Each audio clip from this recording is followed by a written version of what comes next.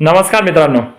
शिक्षक, शिक्षकेतर कर्मचारी, नियुक्ती, वैयक्तिक मान्यता, पदोन्नती व अनुषंगिक बाबी या संदर्भात काही मार्गदर्शक सूचनांच्या बाबतीत महाराष्ट्र शासन शालेय शिक्षण क्रीडा विभाग यांचा 30 जानेवारी 2026 रोजीचा एक शासन निर्णय प्रसिद्ध झाला आहे. आता या शासन निर्णयात आपल्याला शिक्षक आणि शिक्षकेतर कर्मचाऱ्यांच्या नियुक्ती बाबतीत, वैयक्तिक मान्यता बाबतीत तसेच पदोन्नती व अनुषंगिक बाबींच्या बाबतीत काय काय मार्गदर्शक सूचना दिलेल्या आहेत ते आपण बघणार आहोत. चला तर मग व्हिडिओला सुरुवात करूया. सुरुवात आधी आपण प्रस्तावना वाचून घेऊया. शासन निर्णय दिनांक 6 फेब्रुवारी 2012 अन्वये राज्यातील खाजगी अनुदानित शाळांमधील शिक्षक व शिक्षकेतर कर्मचाऱ्यांच्या नियुक्ती, वैयक्तिक मान्यता, पदोन्नती, अनुषंगिक बाबी संदर्भात मार्गदर्शक सूचना निर्गमित करण्यात आलेल्या आहेत. उपरोक्त शासन निर्णय आणि महाराष्ट्र खाजगी शाळा कर्मचारी सेवेच्या शर्ती नियमावली 1981 नुसार व्यवस्थापन हे नियुक्ती प्राधिकारी असून पारदर्शक पद्धतीने भरती प्रक्रिया राबवणे ही त्यांची जबाबदारी आहे. तसेच शासन निर्णय दिनांक 23 ऑगस्ट 2017 अन्वये शिक्षक व शिक्षकेतर कर्मचाऱ्यांच्या वैयक्तिक मान्यतेबाबत सुधारित मार्गदर्शक सूचना देण्यात आलेल्या आहेत. त्याचप्रमाणे शासन निर्णय दिनांक 10 जून 2022 अन्वये वैयक्तिक मान्यता तसेच शालार्थ प्रणालीमध्ये नाव समाविष्ट करण्याची सुधारित कार्यपद्धती निर्गमित करण्यात आलेल्या आहेत. तथापि काही व्यवस्थापने कागदपत्रांमध्ये फेरफार, फ्रॉड, चुकीची माहिती किंवा माहिती दडपून प्रस्ताव सादर करतात. वस्तुतः गुन्ह्यामध्ये सहभागी असणाऱ्या सर्वांवर कायद्यानुसार कारवाई होणे आवश्यक आहे. सद्यस्थितीत अशी प्रकरणे केवळ कर्मचारी आणि अधिकारी यांच्यावर कारवाई होते, परंतु ज्या व्यवस्थापनाने मूळ नियुक्ती प्रक्रियेत अनियमितता केलेली आहे त्यांच्यावर कोणतीही ठोस कारवाई होत नाही.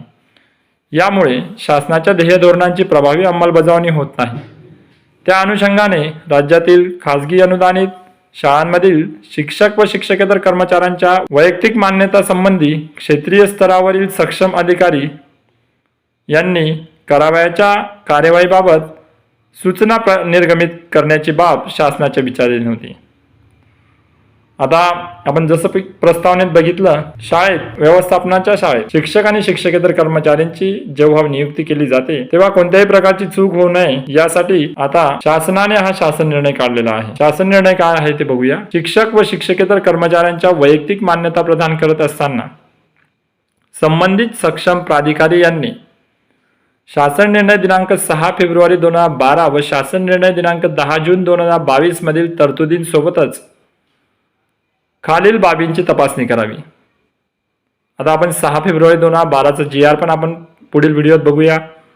यानंतर 10 जून 2022 मधील पण आपण GR बघूया. या दोघी GR मध्ये शिक्षक आणि शिक्षकेतर कर्मचाऱ्यांच्या वैयक्तिक मान्यता प्रदान करत असताना सक्षम प्राधिकाऱ्यांनी कोणकोणती नियमावली आपल्याला फॉलो करण्याची गरज आहे या सर्व संबंधीच्या माहिती या 6 फेब्रुवारी 2012 तसेच 10 जून 2022 मधील GRांमध्ये दिलेली आहे. ती आपण सविस्तर बघूयाच, पण त्या GRांसोबतच आता खालील बाबी तपासणी करावी अशी या GRात आता आपल्याला माहिती मिळत आहे. तर पहिली नोंद काय आहे, प्रशासकीय नोंदी आपण बघायच्या. तर संबंधित कर्मचाऱ्यांच्या नियुक्ती संदर्भात संस्थेचा ठराव, नियुक्ती आदेश आणि प्रत्यक्ष रुजू अहवाल, त्यानंतर उपस्थिती व नोंद वह्या, संबंधित कर्मचाऱ्यांच्या शाळेचा प्रत्यक्ष हजेरीपट व संस्थेच्या तसेच कार्यालयाच्या आवक जावक नोंदवहीतील नोंदींची पुनश्च पडताळणी करणे आवश्यक आहे.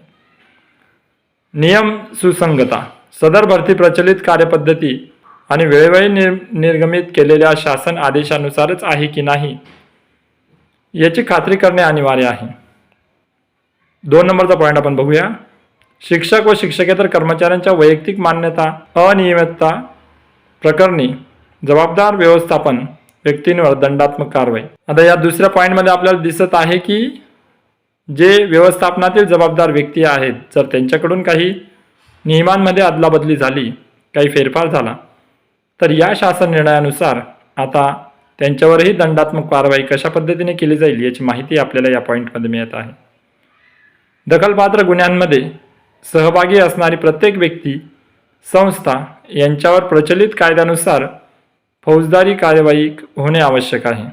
त्या अनुषंगाने शिक्षक व शिक्षकेतर कर्मचाऱ्यांच्या वैयक्तिक मान्यता प्रकरणी अनियमितता करणाऱ्या संबंधित खाजगी व्यवस्थापन व्यक्तींवर बनावट कागदपत्रे सादर केल्याप्रकरणी दखलपात्र गुन्ह्यात सहभागी असल्याचे सकृतदर्शनी निष्पन्न होत असल्यास भारतीय न्याय संहिता व इतर अनुषंगिक कायद्यान्वये कार्यवाही करावी.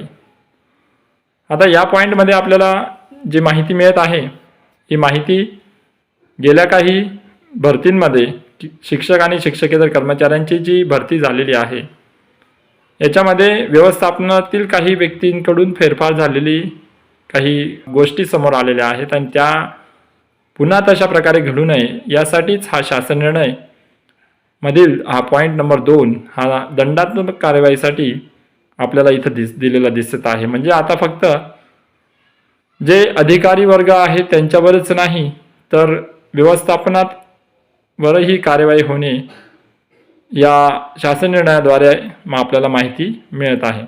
हा शासन निर्णय महाराष्ट्र शासनाच्या www.maharashtra.gov.in या संकेतस्थळावर उपलब्ध करण्यात आला असून आपण तो डाउनलोड करू शकता. हा शासन निर्णय आपल्याला आबासाहेब कवळे उपसचिव महाराष्ट्र शासन यांनी निर्गमित केलेला आहे. तर या शासन निर्णयाद्वारे आता एक तर आपल्याला बाब स्पष्ट होताना दिसत आहे की यापुढील जी शिक्षक आणि शिक्षकेतर कर्मचाऱ्यांच्या नियुक्त्या आहेत किंवा वैयक्तिक मान्यता आहेत किंवा पदोन्नती किंवा अनुषंगिक बाबींची जी माहिती आहे ती आता काटेकोर पद्धतीने चेक केली जाणार आहे आणि त्यानंतरच पुढील पद हे त्या शाळेत भरता येणार आहे आणि त्या सर्व गोष्टींचा अभ्यास हा काटेकोरपणे केला जाणार आहे आणि या नियमावलीनुसार त्या आदेशांची अंमलबजावणी केली जाणार आहे. एकंदरीत आता यापुढेही शिक्षक भरतीत कोणत्याही प्रकारे चूक होणार नाही याची दक्षता घेण्यासाठी महाराष्ट्र शासनाने हे एक योग्य पाऊल उचलून हा शासन निर्णय आपल्याला दिलेला आहे. तर आजच्या व्हिडिओत हा आपण एक महत्त्वाचा शासन निर्णय बघितला. या शासन निर्णयाच्या माध्यमातून आपल्या शिक्षक आणि शिक्षकेतर कर्मचाऱ्यांची जी पदे भरली जाणार आहेत त्यासाठी हा शासन निर्णय मदतीचा होऊ शकतो. तर असेच नवनवीन आणि माहितीपूर्ण शासन निर्णय शिक्षक आणि शिक्षकेतर कर्मचाऱ्यांच्या वेतन श्रेणीतील तफावती, वेतन श्रेणीबद्दल माहिती आणि शाळा व शाळा व्यवस्थापन या संबंधित सर्व प्रकारच्या माहितीसाठी आमच्या चॅनलला सबस्क्राईब करा आणि ही माहिती जर उपयोगी वाटली तर व्हिडिओला शेअर करा. भेटूया पुढच्या व्हिडिओत. धन्यवाद.